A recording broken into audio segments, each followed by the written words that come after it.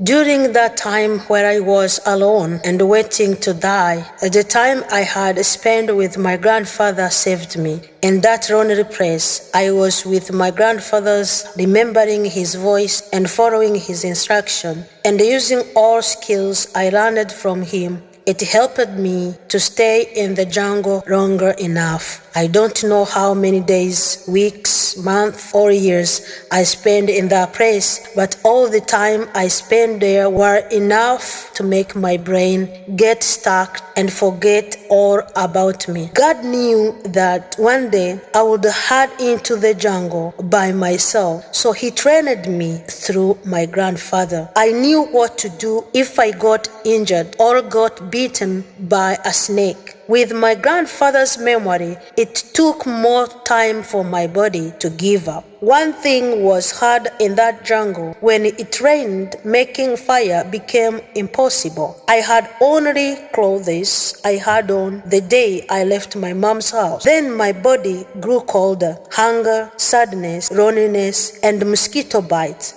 made my body lose its strength. If I lay down, I felt like I did not want to move. It was harder to get up. I wanted to stay in one spot, but the longer I lay there, the weaker I became. I missed his jacket when I was cold, the one he used to put me on where we watched the cow. That memory covered me for a while. After that, I started forgetting. My memories of my grandfather began to fade. I kept swinging between strong and weak, hope and hopeless. My body could no longer hold much. Sadness, pain, silence, and loneliness overtook me. I had no one to talk to, and it felt impossible to survive in that forest. At that moment, I felt weak and tired when I could not get up, and then I advised myself to let it go. Normally in that forest, I kept moving myself, walking around or reading my Bible, but that time I felt like I had no strength left with me. Then I told myself, it's time to rest, it's time to let go and rest. This was the time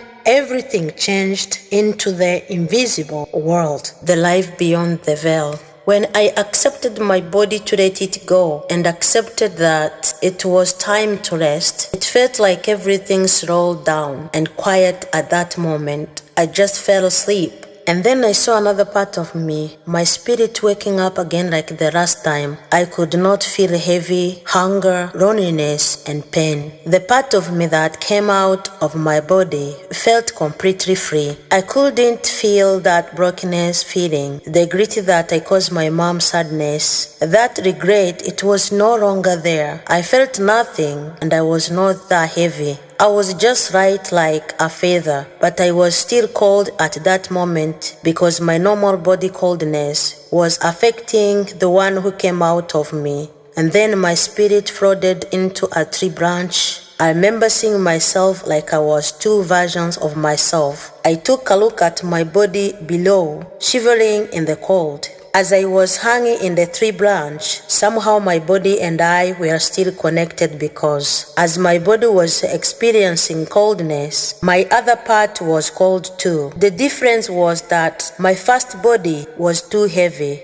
but as a spirit I was very light like a feather. And then I started to fly out to get to a place where I would feel no coldness. In a time like the blinking of eyes, I was above the forest. In another short time, like blinking of eyes again, I saw myself sitting on the back of strong Myght Eagle. Today I don't want to go deeper into Jeanette's life beyond the veil because I will talk about it in my other story and testimony, which will be called Jeanette's Life Beyond the Veil. That is the second book of my testimony. But that moment, I traveled different places with my flying eagle and we did a lot together. Then my flying eagle, without my permission, took me back to the location where my body was laying down. As we were approaching, landing in the same tree branch where I started when I came out of my body. As I look at my body, feeling connected again to the coldness, I saw someone sitting closer to my body. But my body was not in good condition. It was dirty, very cold,